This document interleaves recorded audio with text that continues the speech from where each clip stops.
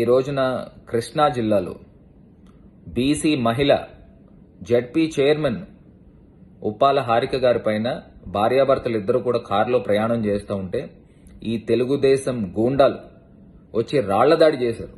అది కూడా పోలీసుల సమక్షంలో ఈ రకమైన దాడి చేస్తూ ఉన్నారనంటే అసలు ప్రజాస్వామ్యంలో మనం ఉన్నామా అనే అనుమానం వస్తూ ఉంది.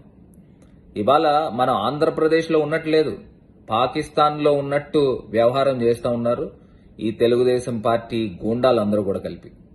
ఇవాళ లోకేష్ రెడ్ బుక్ రాజ్యాంగం అని సంవత్సర కాలం నుంచి వైఎస్ఆర్ కాంగ్రెస్ పార్టీ నాయకులపైన వేలాది సంఖ్యలో దాడులు చేస్తూ ఉన్నారు. ఇవాళ మీరు నాటే విత్తనమే రేపు మహావృక్షం అవుతుంది, మీరు అది మర్చిపోబాకండి. ఇంకా వయసులో మీరు చాలా చిన్నోళ్ళు.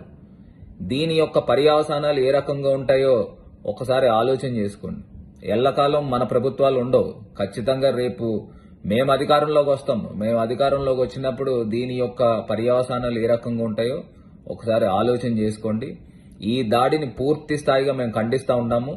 ఉప్పాల హారిక గారికి మేము పూర్తి స్థాయిగా అండగా నిలబడతాము. జగన్మోహన్ రెడ్డి గారు కూడా అండగా నిలబడతారు.